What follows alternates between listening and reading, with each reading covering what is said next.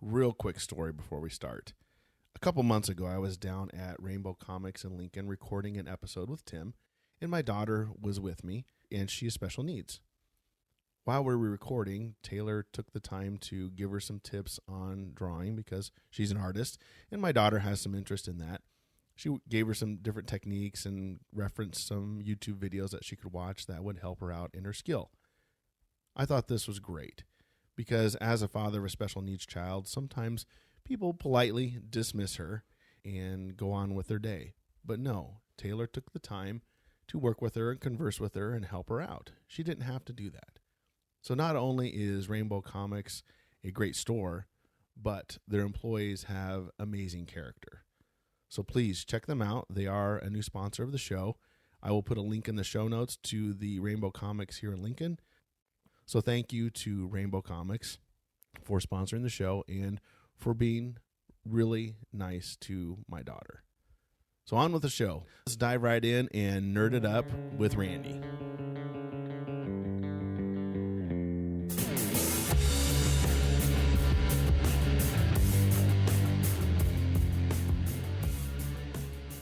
Hang on, folks. Today we have an excellent guest from the past who's been on some shows before talking about a new weird topic. We have Randy from the Grawlix Podcast. If you want to introduce yourself real quick, Randy, and let people know where they can find you. Hey, yeah. Thanks for having me again. I'm Randall Sylvie. You can find me on the Grawlix Podcast at grawlixpodcast.com. I also do the movie spinoff show of that, Grawlix Cinematic Universe. Check out electronicmediacollective.com. That's a podcast network that I run. And podedit.com. I do podcast editing services and things. That's all my promotion out of the way. He does it all, folks. Well, yeah, thanks, Randy. I always appreciate talking video games with you. I know you mentioned in the past it's something, even all the podcasts and things you do, it's something that you really don't get to dive into much. So I appreciate you being on the show so you can kind of vent your video game nerdness. Yeah, for sure. Your show is the only podcast I get to talk video games on, and I know you don't do a video game exclusive show. No, but I think we found it's a pretty fun topic for us to discuss. So yeah, I'm glad to be back. Huge world of video game stuff out there especially from the past. So this one especially is going to be, we call it the weird video game accessories, because kind of the backstory on this real quick.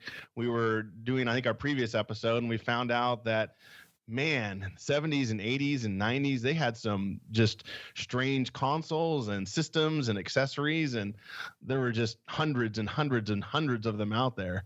Mm-hmm. We were talking, was it last episode? Maybe it was. Yes, it was last episode. It's so funny because I think one of the ones that definitely got us on this kick, I don't think made either of our lists, but like the Super Nintendo Super Scope 6. I think that might have been one of the ones that kicked it off, and I didn't include it on my list. I should have, but we should have for fun, because we're like, oh my gosh. But when we look at the Super Scope 6, and then we start looking at all the other accessories that are out there, it's like, man, that was just scratching the surface. It gets so much wackier than that. Yeah, because the function was pretty straightforward. It was just a weird casing, a weird design. But, dude, in our list, the function of these things are pretty strange. Yeah, and speaking of our list, not all of these did I own or even experience on. I tried to pick at least one that I actually tactilely touched and used, but some of these I just saw on TV, or maybe a friend had them and didn't really get to interact with them much. But just some of the research on these were just out of this world. Yeah, same with my picks. I owned none of these, but I've used all of them. I either had friends that had them, or like in the case of the last one, which we'll get to, I rented it a lot, or I borrowed it from friends. So yeah. You did that a lot in the 90s. Yep. So, okay, well, let's dive right into the weirdness. And my first pick is from Nintendo, the Game Boy camera and printer. This one came out in 1998 in Japan, and then it was released a little bit later in America, and was manufactured until 2002.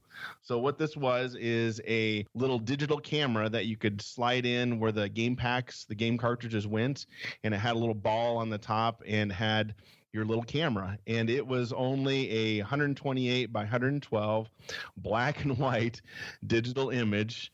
The quality on these were horrendous, but you got to remember, this is 1998. Cell phones were still very new and digital cameras were still extremely new and expensive. So this was the first kind of foray that Nintendo went into this direction, totally off the wall. I mean, this is a Game Boy system that you played video games on, and you turned it into a camera and printer. This is super ahead of its time, and this will be a recurring thing, but this is super ahead of its time. Cell phones were pretty rare and like you said, but the idea of having a camera on your cell phone nobody thought about that. It wasn't until years later when cameras started showing up on cell phones.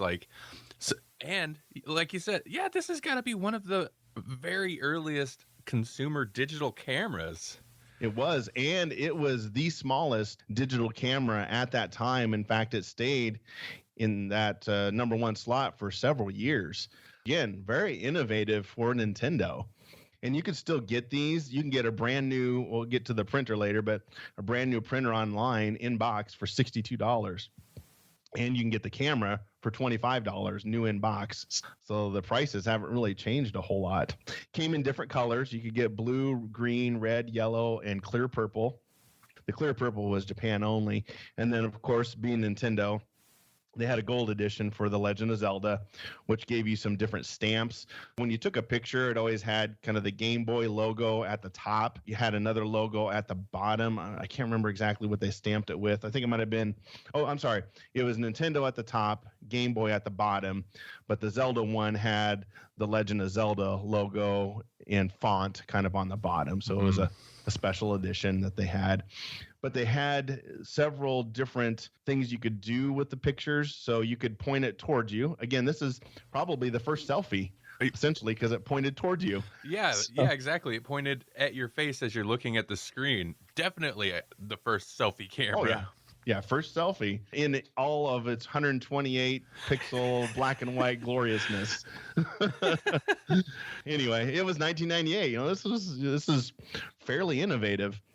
But anyway, you had different things you could push on the different buttons and different menu options you could push on the Game Boy. Like you could do a magic lens, which like today we do. What are those on Snapchat that they have the filters? Filters, yeah.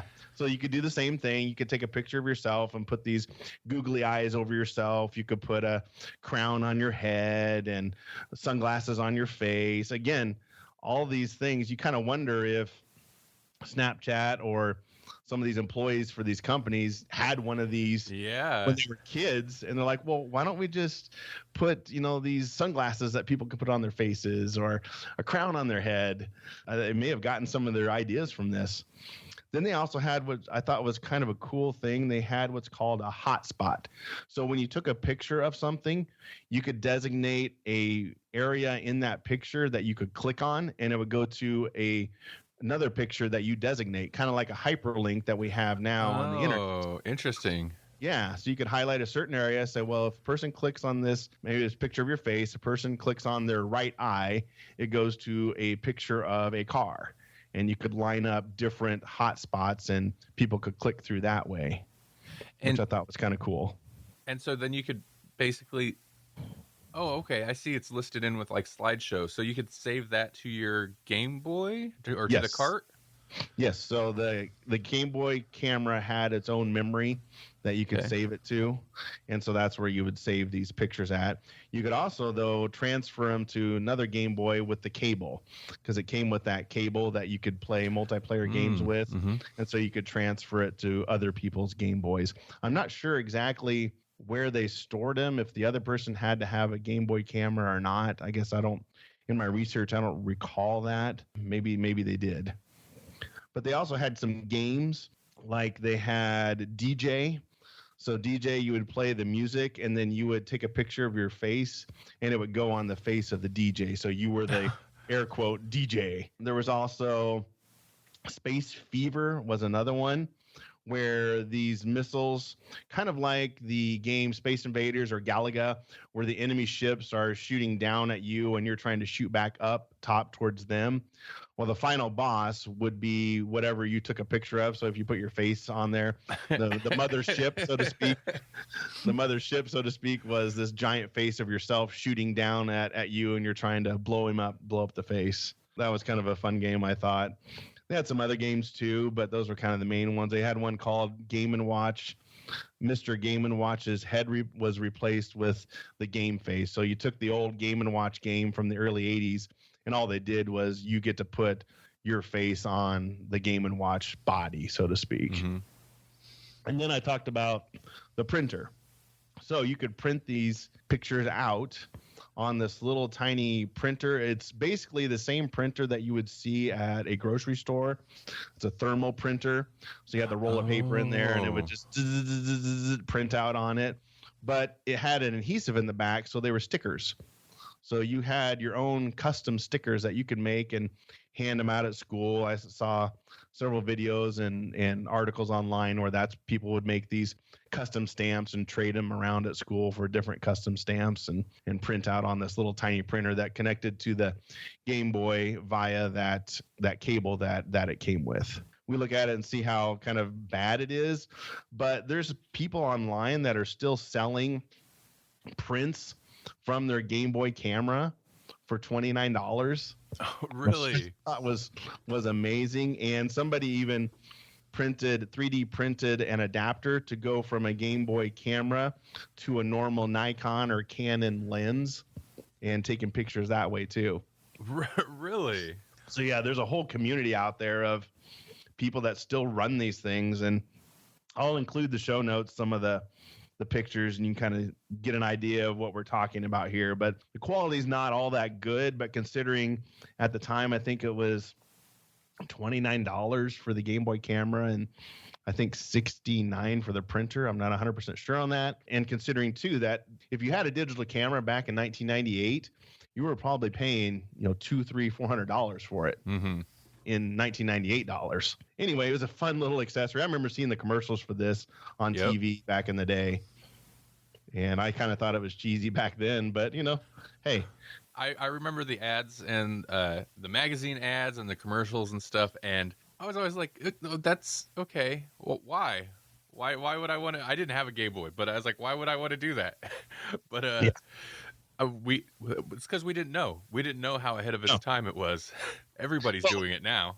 Yeah, and I can see the allure if you're 10, 11, 12 years old, swapping stickers with your friends. I mean, that would have been kind of cool. I can see that. And also the fact that, again, it's the first digital camera. So you got, again, a 10-year-old has a digital camera. That's pretty cool. Mm-hmm. Yeah. It was, again, ahead of its time. I think they were testing the waters on these things. And you have to remember, too, the Game Boy at that time was huge. You had, I think I saw they sold 30 to 35 million units of those things. So they were everywhere. Mm-hmm. So there was definitely, even if they sold 500,000 of them, that would still be a heck of a deal for them. Check out the Game Boy Color. Like I said, you can still go get one. So if you want one, you can try it out. Awesome. Cool. I want to shoot a video on it. I want to find how could we hack the camera so we could just capture it into a computer? Okay. That'd be awesome. 128 by 122. It's so ridiculously tiny image now. Like the displays we have now, it'd be just smaller than your normal thumbnail that you'd see online or something. And they even had, I think some artist used a picture from his Game Boy camera for his album cover. I don't remember the musical artist, but that was kind of their foray into that. But awesome. Yeah. That's my first pick, the Game Boy camera and printer. All right. My first one, I'm going to go with the Sega Dreamcast VMU. The VMU, this was released in 1998. It stands for Visual Memory Unit. Visual Memory Unit in Japan and Europe, it was referred to as the Visual Memory System. And so it's like a memory card, but also a handheld device. It's both. So unlike my other weird picks, it's It's not an optional add-on. This is actually the official first-party Sega memory card for the Dreamcast system. Introduced, let's see, I already said 98, but introduced in July 30th of 98 in Japan and later that year around the world, and was discontinued along with the Dreamcast March 30th, 2001. So what makes this so weird to me and interesting is that in addition to being the official removable memory card for your save game files and stuff, which was a common thing at the time, like PS1 had this, but it was also a portable, tiny handheld system. The Sega Dreamcast controllers had 2 slots built into the top, so you could connect up to 2 VMUs per controller. Also, side note, you could connect up to 4 controllers to a Dreamcast, so you could have potentially up to 8 of these VMU memory cards plugged into your Dreamcast. Dreamcast, man, they went all out on that one. They did. So many options. Most of them are not necessary, but there's so many options. So the VMU unit itself was just under 2 inches wide, just over 2 inches tall, and barely over half an inch. I think it was like 0.63 inches thick. It featured roughly a 1.5 by 1 inch monochrome LCD screen. So the pictures you took on your Game Boy Game Boy camera would probably look all right on this thing. It's probably it looked great on this thing. And now this is late. Wow, this is 98 as well, huh? This is late 90s LCD, so it's not like modern high def LCD. I even put in my notes, picture something like the original Game Boy screen, but smaller and lower resolution. Yes. So picture something like the Game Boy camera screen. Okay. Yes. That looks even worse. Exactly. So when you use the memory card, when used as a memory card in the Dreamcast controller, it would slide down into the controller slot on top, and an opening on the face of the Dreamcast controller allows you to see the VMU screen. If we ever, I'm not suggesting another episode, but if we ever did like just a weird controllers episode, I think the Dreamcast controller would go in my pick list, because it's just that little opening. Like if you didn't have the memory card in there, it's this ugly opening that goes down into the controller. You're like, what is this? Anyway, most games would use the second screen to display like the game logo or something, because it was tiny and pretty low resolution. But some games would actually display game relevant information. Soul Calibur would display a little chibi version of the character you're fighting as. And games like Resident Evil 2, there was another one, I can't remember what it was, would show you your health and ammo status, which is actually kind of cool. So I think it was Resident Evil 2 showed your health and ammo. Yeah, there was another game similar to that, to Resident Evil, at least in like the control scheme, that did it as well. I can't remember what it was offhand. The VMU also had tiny speakers in it, so some games could use it to put the sound out through the controller, which reminds me a lot of like the Wii controller. And this got me thinking about, Sega being forward thinking, and Nintendo.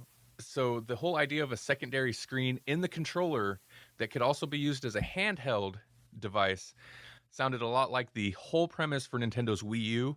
Less so the Switch, since you can't use the screen if you're got it docked or whatever, but the Wii U, like, totally. Of course, this wasn't touchscreen or anything like that, but just that concept of having your big console system utilize that secondary screen. Exactly.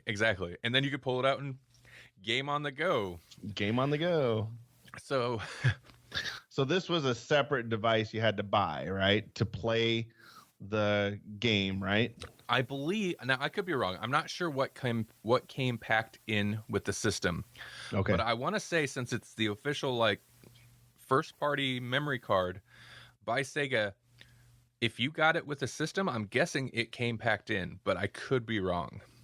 It makes sense, and it doesn't sound like it was terribly powerful, so it wouldn't drive up the price too much. Yeah, and also, and this is like 98, so we're talking the period of like Tamagotchi little things, and it actually kind of reminds me of those kind of little devices. And so, and this is, of course, the thing that makes it stick out to me is its handheld mode. So the VMU, in addition to having the screen on it, when you pulled it out, you'd see was normally hidden by the controller face. You'd see it's got a tiny, cute little D-pad and buttons on it. It had the D-pad. Sorry, it had the D-pad, A and B input buttons, sleep and mode input input buttons and apparently a reset button somewhere. Must have been on the side or something. Wow. Yeah, it looks just like you said, a Game Boy, or those way back in the 80s, early 90s, they had those little Tiger little handheld games that you get. So I assume the resolution or gameplay is similar quality.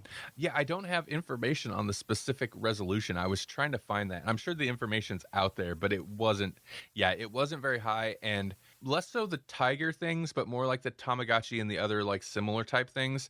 The display had that kind of thing. It was very pixely, very like, since it was monochrome, just like black or gray square pixel art that it could display. Yeah, very low resolution. Held, let's see, the cards had 128 kilobytes of memory. Yeah. So I assume the game that's packed on the memory card couldn't be bigger than that, then I would assume. No, and that was so there's major kind of complaints or flaws with it, and the number one being the space issue. Yeah. Because the memory card had 128 kilobytes of memory, and you had to share that. If you wanted to put a mini game on there, that's also the same space you needed for your save games. And apparently different save games would use like more space than others. And of course the mini games, which you would get through either you could get it from it could be included on a game disc. Not all games did this, but some games would include extra mini games that you could download into this or install into this thing.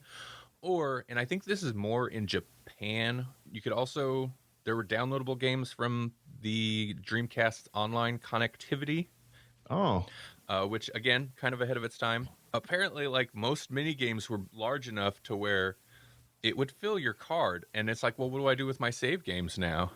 Yeah, I got to delete my Resident Evil save game that I'm almost to the end, or I can play or I can play this little tiny game. Just tiny, simple little, and that's another thing. Like, they were mini games. They weren't even like Game Boy length big featured games. They were just mini games for the most part. Now, Sega did release larger memory cards, the 4X memory card, just shortly before the Dreamcast was discontinued, and it would kind of work like if you're familiar with PlayStation 1 memory cards where you'd have like multiple memory banks, that's what it was. It was basically 4 memory cards in one, and you had to hit a button to switch between each of the 4 memory banks. Okay. Problem is, the 4X was one of the memory cards that released without a screen. They had a version of this that was just the memory card. Oh. So like, if you wanted to play mini games, too bad. You're stuck with the smaller memory cards. But you have plenty of memory. The other major issue with this was the battery life. And it's basically, if this was made nowadays, it would have the rechargeable lithium ion battery, whatever, built in. Yep. It would probably charge through the controller port and you'd be good. That wasn't that common in 98. They didn't do that? No, it was ran on 2 CR2032 lithium batteries, basically watch batteries. And apparently, if it was plugged in, it'd be fine. But if you, as you could imagine, wanted to play it on the go, apparently it sucked those batteries dry super quick, and you'd have to go through a lot of batteries, which would kind of get pricey. Like, you could recharge this thing. Yeah, why didn't they just use the power in the controller? I really think it was just like the technology we have now in a lot of our like wireless controllers and phones. Like, I think it was just too pricey then for talking about keeping the price of these little units down. That's probably a way cheaper option for them. You didn't have to have batteries in to use it as a memory card. It would still function. But yeah, obviously if you want it portable. If you wanted a portable handheld, you had to have these pocketful little watch batteries in your backpack. The other two little things I had to say is, first off, there was interesting multiplayer capability. You could basically take 2 of these VMUs, on their own and connect them at the top and play against somebody else on the other one. Oh, okay. And you could also use that function to like swap memory save games. Okay. And then the other thing is, what was it? Apparently, you could play these VMU mini games still. There's a VMU emulator online, and apparently a homebrew community that makes new games for the VMU, which kind of blows my mind. For that rabid fan base. And I wanna give a recommendation to especially if you've been enjoying these episodes that I've been appearing on, there's a YouTube channel I like quite a bit that has tons of awesome information, especially about the weird accessories is like their bread and butter. But if you're not familiar with it, check out Stop Skeletons from Fighting. That's the YouTube channel name. Okay. They have a great video on the VMU specifically, and that's where I got some of my information. But yeah, just a quick recommendation. Awesome. So again, Sega was always pretty innovative, in my opinion, especially in the 90s. So something like this, I think they were trying, but I think it just maybe missed the mark. It's got a lot of super cool features. And again, like the Dreamcast in general had a lot of kind of ahead of its time features, like kind of too ahead of its time. But this one always amused me because it's neat, but it's also like completely unnecessary, 100% unnecessary, which makes me kind of appreciate Sega more, especially with the Dreamcast, because it's like, man, they didn't care. They were just gonna give you something cool. Like they were actually trying to give you something cool with this little potentially Tamagotchi toy memory card, whatever. Like, why? But why? Just because it's neat, I guess. Well, they did this real quick. They did something like this on the Sega Master System. They had these little tiny mini games that would fit on these little credit card size cartridges that you would slide into the side of the Sega Master System, and you could play these little mini games off that. So they think they've had kind of that secondary slot mini game idea for years for whatever reason. It's like, hey, let's just give this little side option over here. So anyway, yeah, I like that. Again, they were trying, and this was probably, like you said, Wii U kind of maybe borrowed that concept from them. A little bit, yeah, for sure. So my next pick is the Aurora Interactor, and this retailed back in 1994 for $89.99. What it was is a chest plate. You could wear it as a chest plate or as a backpack. And what it did is it took the sound from the console, the system, and used that sound and tried to interpret it as impact. So, for example, if captured a punch sound from Mortal Kombat 2, it would then vibrate on your chest as a punch to try to simulate the hitting and punching from games. But it used the sound, not any sort of necessary software, because this worked on any system. So whether it was Super Nintendo, Genesis, 3DO, whatever was out there at that time, it would work with. Strap a subwoofer to your chest. Essentially, yes. And it plugged in. It weighed, I think I saw 5 to 6 ounces. So it wasn't horribly heavy, but still people would complain about it getting hot. Mm-hmm. And they said after about 5 minutes, it would start getting a little bit warm. And this was at the height of the 16-bit wars, because if you remember back in 1994, Nintendo, Sega vying for that number one spot. Mm-hmm. And so Aurora thought they'd cash in on this because they're a separate company. It was released September of 94. And it also was a little bit inconsistent because you had to adjust the device on each game based upon how sensitive you wanted it to hear those sounds. Mm-hmm. So you had to set it to try to hear less music and hear more gameplay action, or to hear more music and less gameplay action. So it was a little bit quirky. But the best results from what I read online were on the Mortal Kombat 2. But I guess when they manufactured at the time, they had an agreement with the manufacturer of Mortal Kombat they would promote the Aurora system in Mortal Kombat cartridges, and then Aurora said they would promote Mortal Kombat in their system, or their chest piece, and have advertisements for Mortal Kombat 2. So that's kind of how they worked with each other. They worked out a little cross promotion thing. Yeah, cross promotion there is kind of what they did, but it did work really good. Most people that I read and saw online with Mortal Kombat 2 and seemed to work well. They sold 400,000 units and received the Innovation 94 Design and Engineering Award from Electronics Industry Association. So what? I didn't know this thing was actually successful. Okay. Interesting. It went from Aurora Systems, is the company that made it. It went from pretty much this guy's mind to production in about a year. So it was a very quick turnaround time that they had. Also, Larry Schultz is the guy that actually invented it. He said Alex, his 8-year-old, was playing Mario Brothers with his mom and him when he got the idea for the Aurora system, this haptic suit, for lack of a better word. And so he got that. He was like, wouldn't that be cool if you're playing Mario Brothers and you get hit by a turtle and you kind of feel it on your chest? What would that be like? Let's see. I found you can get a new one on eBay for about $15. Can be used with any of the new systems. I had a guy on a YouTube video hooked it up to one of the latest computer games on his laptop, and it was working with the laptop because since it only uses sound, there's really no software that you need. It's just trying to interpret the differentiation of a punch versus a slap versus a kick and try to filter out the music. It really doesn't matter. As long as it has an audio port on your system, it'll work. Interesting. Yeah, so I thought it was kind of a cool little thing. Like I said, the heat can be a problem. That's what a lot of people complained about. Oh. And then some games, if the music is maybe a little too loud, it tries to capture more of the music rather than the shots or the punches or the kicks. But otherwise, they said it's not too bad. I thought I was going to go online and find out that it was horrible, but there's online reviews on Amazon that people are still buying it and using it with the modern VR systems. Really?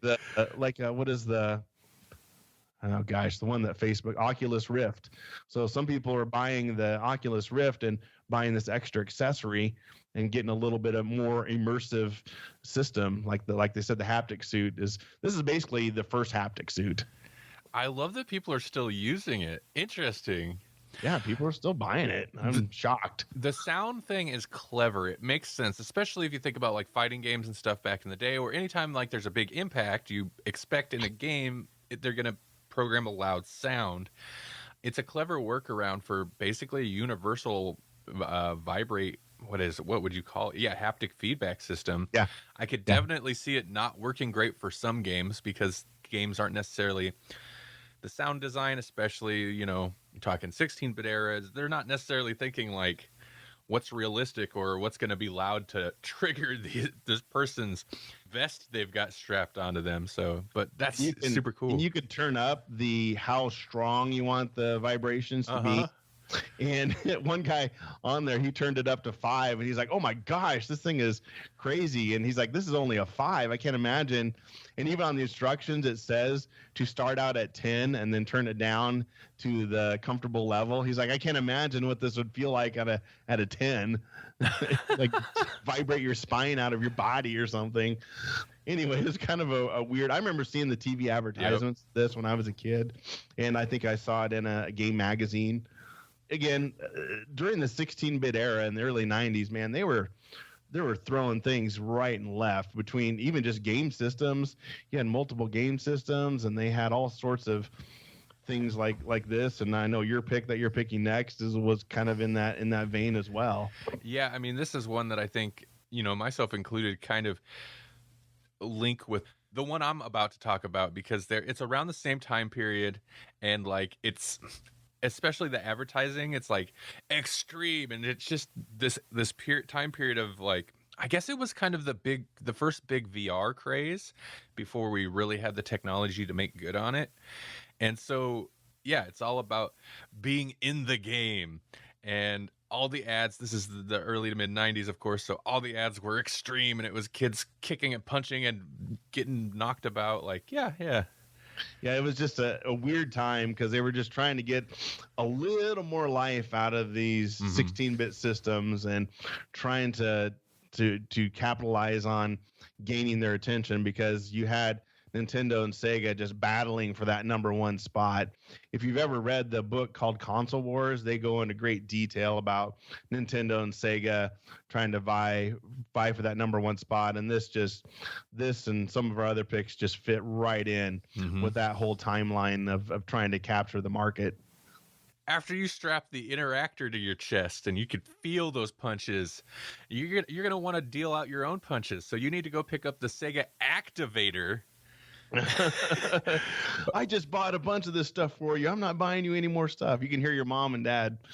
What more stuff do you need? The Interactor retailed for $90. Whoa, okay. Well, if your parents had an extra $80 to throw at more useless plastic stuff to plug into your game, oh my gosh. I watched a YouTube, sorry to sidetrack. I watched a YouTube video. I was hoping for more of a review. It wasn't that great. It was the a video game nerd video on like this activator and the interactor. And it was just basically a goofy slapstick video. The plugins on the interactor, I understand that it's because it's universal, but it was kind of insane because the plugin, I want to say the controller port plugged in through there, and it'd plug into the controller port and then also plug into the power. It needed a power supply, and it would plug into the back. It's like 3 plugins into your Genesis for that thing to work. Yes. What? It was insane. The amount of cords were crazy. Yeah. And then if you wanted to plug in the activator in addition to that, you need another power supply. Wow. Okay. You got cords everywhere. Yeah. And then you put in your 32X and your Sega CD, and it's just a monster machine. Then if you're trying to move the activator, your mom's going to find you on the floor all tangled up in cables. And what were you doing? I was just trying to play Mortal Kombat. The vest is just going. Yeah, exactly. You jumpstart your heart with that interactor. So yes, the activator. If you're unfamiliar, it was a full body motion based controller for the Sega Genesis or Mega Drive if you're not in North America. It required its own power supply, was released in 93 for $80, as I already said. And God, I'm surprised that, I guess with the interactor, it kind of makes sense, but like $80 for an accessory, even then, or even now, I think, is kind of pricey, let alone in 93. Yeah, it'd be like 160 now, probably. Yeah. And okay, so what this was, it was an octagon shaped plastic ring that sat on the floor. Now, each of the 8 sections or sides of the ring, because it was just like 8 long pieces that would snap together to make this octagon shape, had a sensor in the middle that shot an infrared beam upwards towards the ceiling. So the player would stand in the middle of the ring. When they moved a hand or a foot over one of the sensors, breaking the infrared beam, it would register as a button press. The basics of how it works. And I was writing up my notes and I was like, the tech still kind of sounds cool to me. Yes. But the problem is I've used one and I've seen videos of people using it, and like the way it actually works, it's not cool. It's not just like the commercial? No. Oh God, that's a big problem. I'll get that. That's a big problem there. Okay. The activator was developed for Sega by a company called Interactive Light, and it was based on a musical instrument called the light harp. Now, if you want to, if you remember to include this link in the show notes, go for it, because I found a video on YouTube from Sega's CES 1993 booth of the light harp's inventor playing the instrument. He's a musician and a martial artist, which kind of makes sense if you see how he's playing this light harp. Also makes sense the way they marketed this thing. But you would think, hey, a musician and a martial artist made a device that lets him play an instrument like a martial artist. You think that'd be pretty cool. It wasn't. So you had to put this together the way it looks. So you had 8 pieces, and they kind of snap together, it looks like. Yeah, exactly. Okay. Now to get to like the big issue, this was heavily promoted for playing fighting games, which makes sense, kick punch. Yeah. And it had a special configuration, configurations and how basically the buttons were mapped for, I think, just 3 games: Eternal Champions, Mortal Kombat 3, and Greatest Heavyweights. Okay. Now, I do remember the ads, the magazine ads and the commercials for this, and in my mind, I was like, man, that looks so awesome. I was a little jealous. I didn't have a Genesis, but one of my cousins got this, so I was able to use it. Oh, okay. He got this accessory. Yeah, he had the so I've used one. And again, I remember watching the commercials be like, wow, that looks awesome.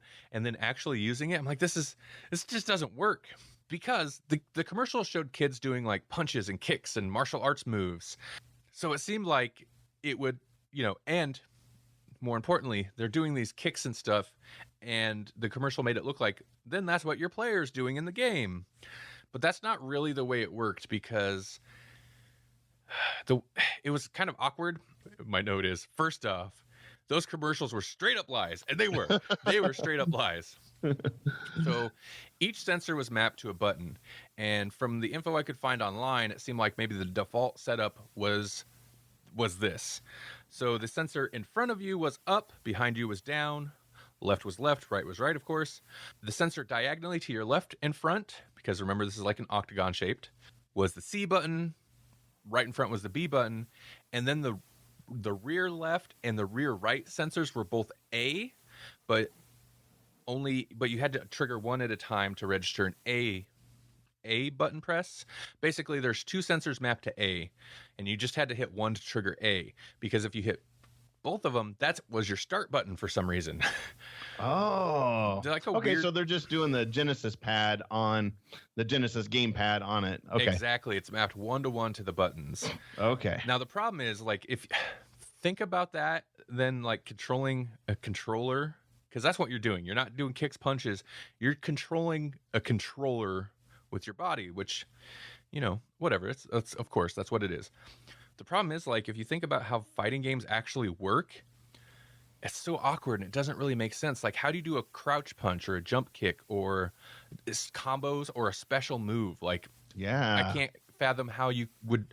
You like Street Fighter? How do you do like a Hadouken? Like, how do you do that? How do you do down, forward? I guess you move your foot back for down and then throw your arm out for. Oh, I guess. Could you? Would it register too then at the same time if you like did foot back and then kick your foot back and throw your right hand out and then throw your right hand out and then throw your left hand forward diagonally to the side a little? Would that do it? It's like the hokey pokey. You put your left foot in, you put your left foot. And so that's not fighting. I love the idea. I want to see somebody like approach a fight as if they were inside of the the activator. It sounds like, Sega, you got some splaining to do. Like, here's the problem though. Again, kind of ahead of its time, ahead of its time to know what it's good for. Yes. If timing games and like music, like dance, think about Dance Dance Revolution, something like that.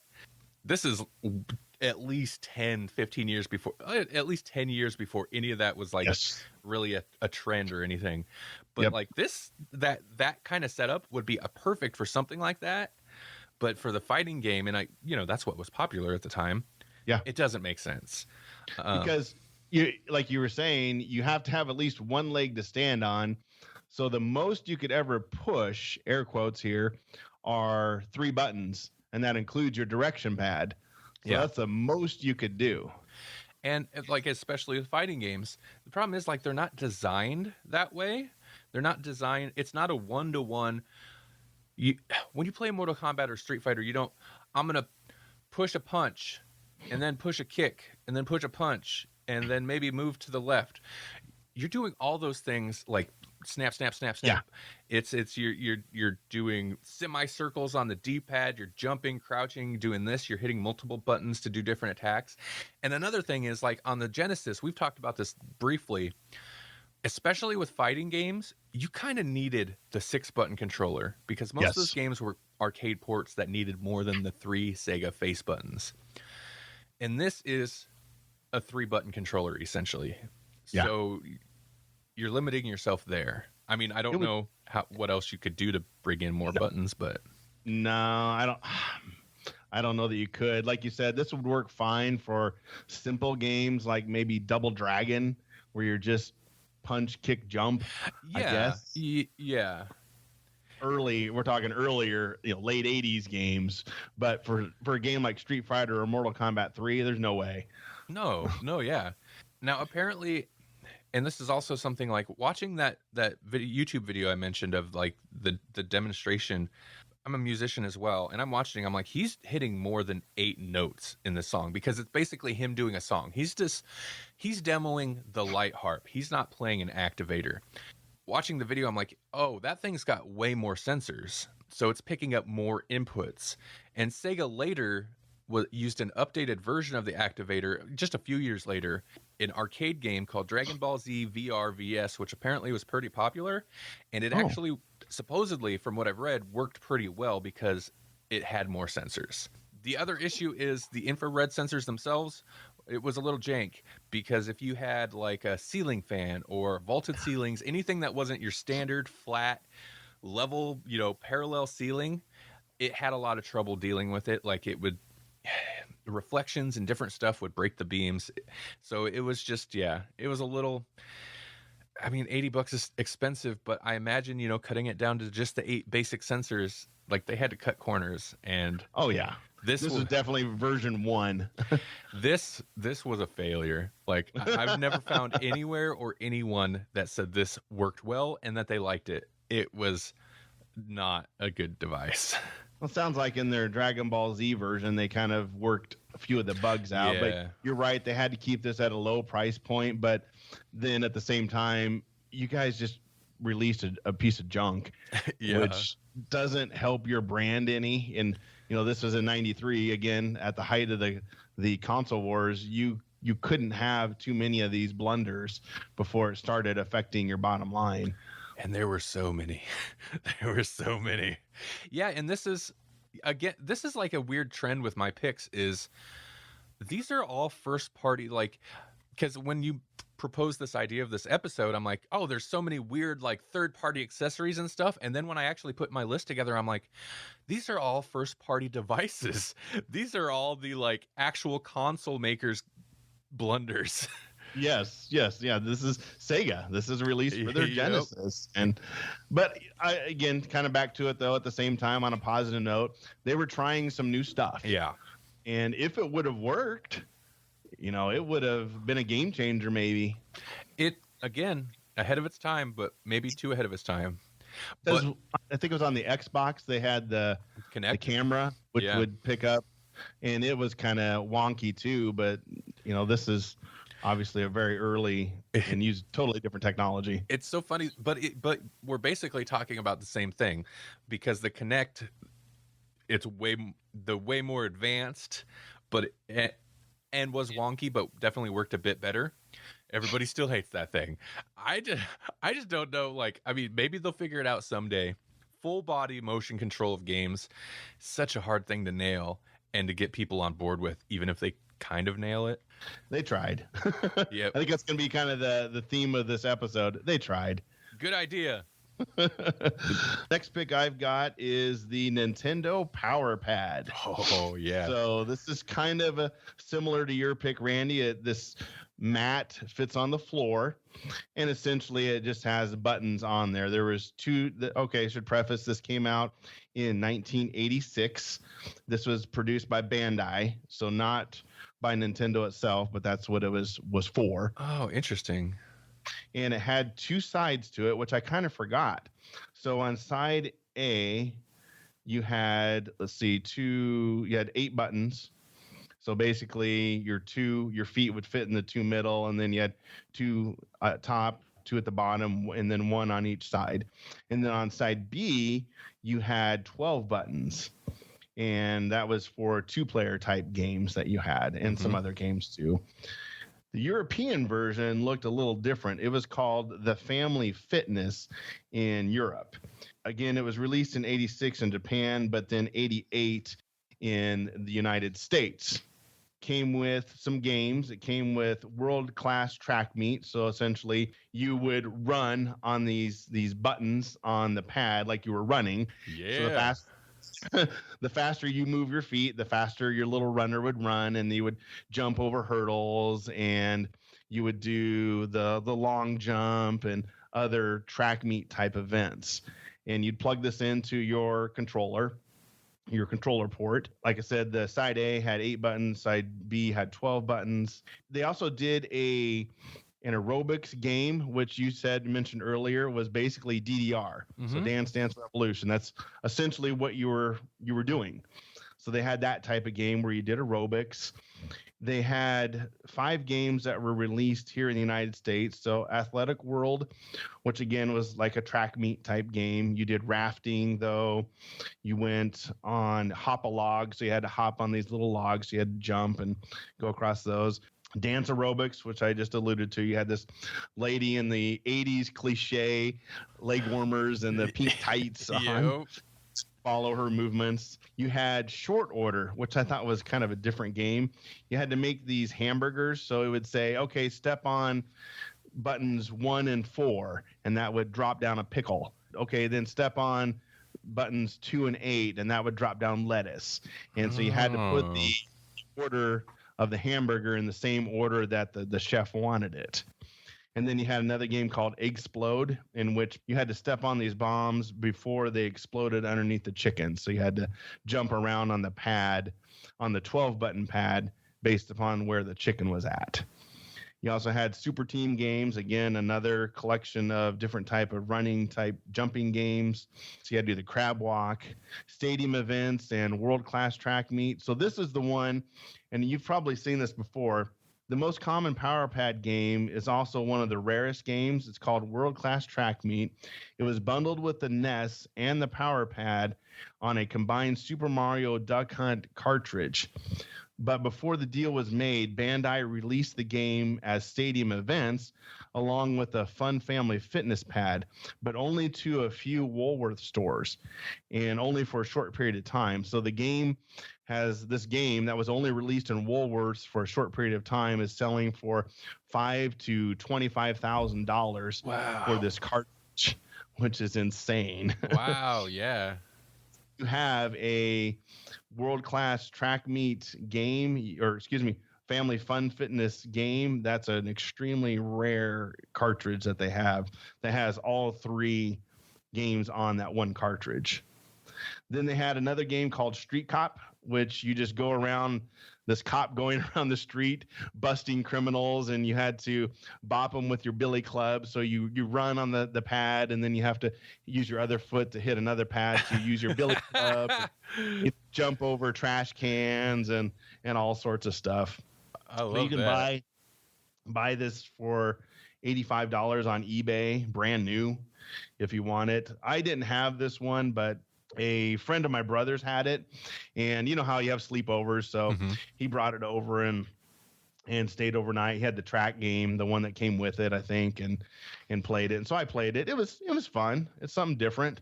So I didn't. It looks. I mean, you can see. I have some of the pictures in the show notes that you can see. I mean, it's very 80s, but it was a little slick. So you had to kind of be careful. Yeah. You want to jump straight up and down. You don't want to. If you try to.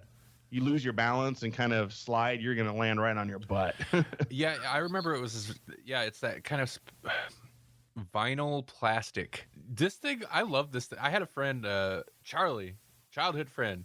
I wonder, Charlie, are you still out there? But Charlie, he had this, and so I loved playing this. It got pretty old pretty quick. I always thought it was called Track and Field, but it must have been Track Meet or World Class Track Meet. Yeah. Class track meet is probably what it was. I remember you start out, you play it, you're running, doing that thing. Inevitably, without fail, you'd end up just like crouched down on the ground, using your fist to hit it as fast as you can, so it would register running even quicker.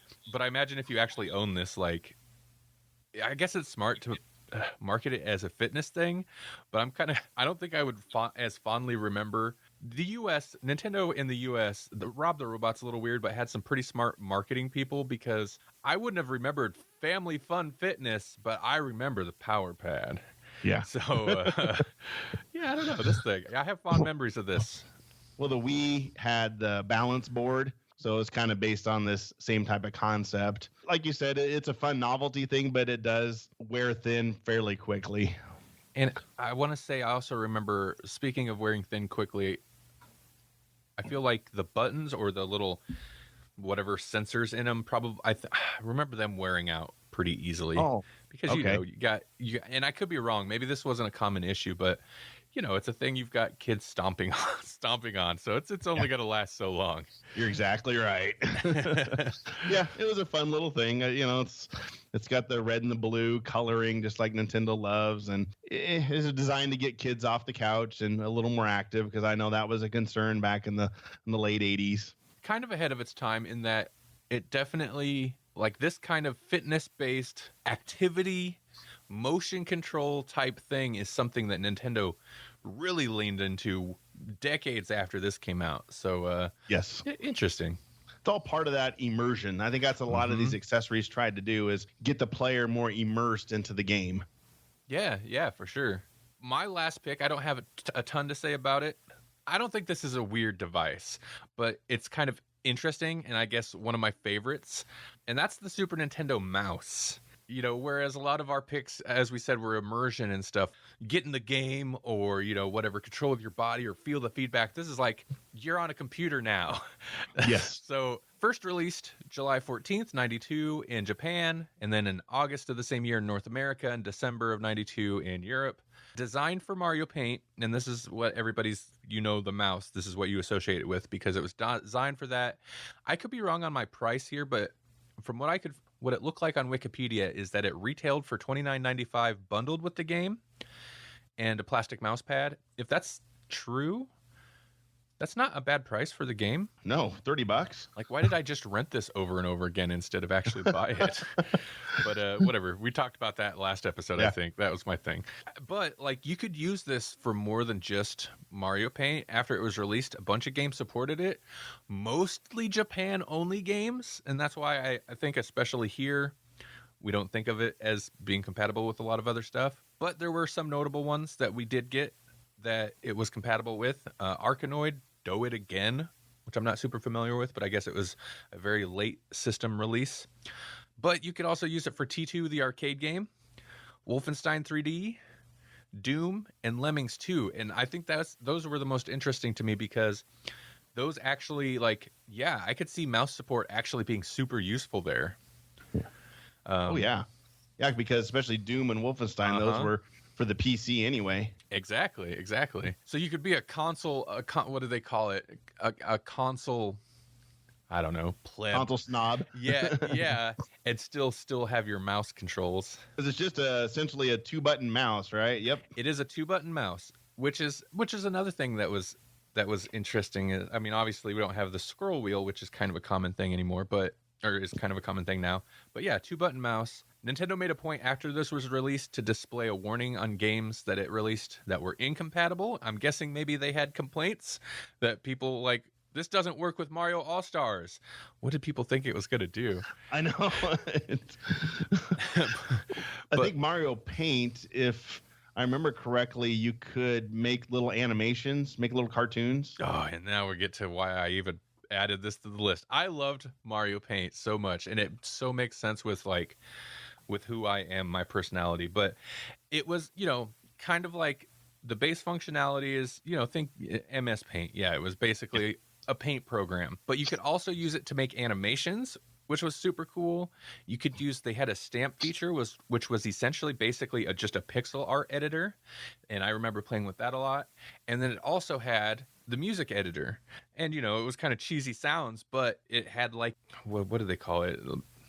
Musical, a score or whatever, or how am I forgetting what this is called? Where you put the treble and bass and all the notes on there. Yeah. I know what you're talking about. But it was essentially like a MIDI editor where you could create music. Man, I love this thing. I wish I hadn't recorded over it, but I had made a short animated video using this, where I would basically set up a scene, set up animations. The animation was limited. You couldn't do full screen frame by frame animation, but you could do a full screen art picture, picture, whatever, color, draw it up, stamp it up, do whatever you do. And then the animations would basically work in you could have little chunks, so you could animate a character in there or a part of the picture. And so I'd do that and make little animated shorts, record them out to the VCR, cut them that way. But that's awesome. You're not the only one, though. There's a lot of people that got their start animating on the Mario Paint. I love that. I love that too. And I know you were more of a PC gamer, but this was cool because I didn't have a computer till like I don't know, 2000 maybe, 99. I didn't have a computer till way later. So this was my only like access to that kind of productive software, I guess you could say, creative creation software. And so this was like, yeah, this is a great introduction to that kind of thing. Very innovative, I think, in my opinion.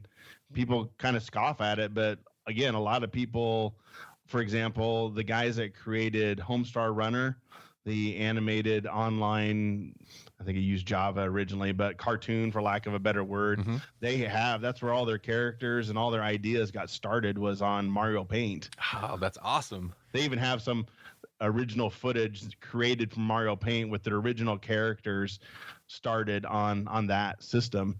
So again, you had these kids that had, they sold millions of these Super Nintendos. It is an easy way to start creating instead of consuming on a device for, like you said, $30. I can't believe I didn't actually own this. I think I eventually borrowed this from someone, and then I didn't steal it. Yeah. But I feel like then they just never got it back somehow. One of those deals. Yep. I've had that. Yep. Yeah. Like my favorite kinds of games, even now, are games where maybe a little, like if I'm looking to play a game, it's a little bit more gamey. This isn't like, it's hard to call this a game, but there's still like, I loved Minecraft, or even like something like, I've been playing a bit of Skyrim, but there's aspects of being able to create things in Skyrim, especially with mods.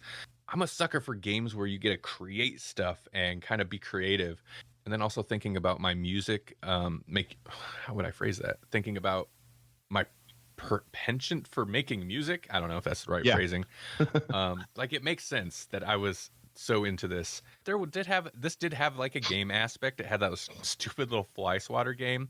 Oh, if you played the first Super Mario Maker on, what was it, Wii U, there's a the fly mini game is in that game.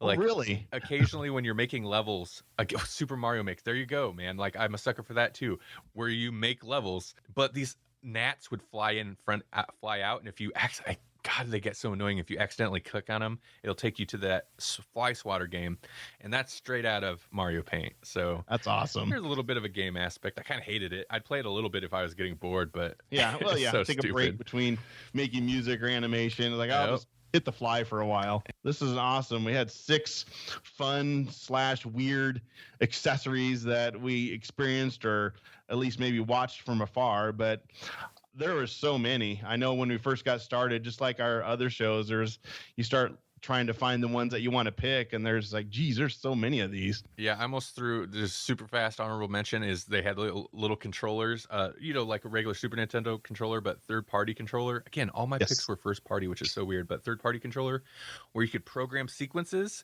and specifically I'd use that for fighting games, so you could program like the finishing moves in Mortal Kombat or combos. So basically you'd queue it up, hit the button, and then you just like hammer out the sequence, and it would save it to a button. So then it's such a cheat. Then all you had to do was hit that button, and it would play the sequence out for you. So that's my honorable mention. I love that controller. Like you said, those fighting games had so many combinations of, back, up, down, right, B. Then to master those was almost impossible. So I don't fault you for getting one of those things. Maybe that's how you make the activator work. You figure out how to get both controllers going. You move with your body, and then you have the controller in your hand that you have to hit the pre-programmed combos. That's how you do it. There you go. Then you figure out how to tie a mouse into it, and you strap the activator or the interactor on. Interactor on your back. And then you take selfies while you're doing this with your Game Boy. Your Game Boy, yes. Let's combine all of these into one. I'd like to see a picture of that. There probably is. I guarantee you there's a guy that had the activator and the Aurora interactor together. I guarantee you they did. There is the Angry Video Game Nerd. I'm so kind of torn about that show because God, it's bad, but kind of interesting if you're into like old school video game. The Angry Video Game Nerd has this thing where occasionally he'll strap on like the Power Glove, the interactor. He'll just have all the accessories he can find and make himself into this like horrible video game accessory cyborg thing. So yeah, it's out there. You can see people dressed up like that. Let's do it. That'd be a good cosplay outfit. Neither of us had the Power Glove. No, I looked at it, but I was like, nah, I had to narrow it down. It was tough. I think of all my picks, the Power Glove, I'd seen it, but I don't know that I've ever used it. And that's kind of why I wasn't, because I knew somebody who had it. And every time I was like, whoa, the Power Glove, that's bad. Let's try that. And he's like, nah, it sucks. So he'd never play it. And, that should probably tell you all you need to know about the Power Glove. I think that does. That was the consensus, I believe. So, well, thanks, Randy. And I'll include all the links to our notes in the show notes at covertnerd.net. And then I'll also include a link to Grawlix.com. I assume, Randy, is probably the easiest way for folks to get in touch with you. Yeah, Grawlixpodcast.com. Yeah. Comics, TV, movies, that's the stuff we talk about. And if you want to get a hold of, basically, we're on social media, on Facebook, Twitter. Just throw a Grawlix Podcast in there and you'll find us. All right. Well, thanks, Randy. We'll have to do this again and maybe hit some accessories or consoles. I don't know. We'll figure something out. Awesome. Thanks for having me again. These are always a pleasure. Thanks for listening to the Covert Nerd Podcast. I really appreciate the time that you give me. It means a lot that you take the time out of your day to hear what I have to say.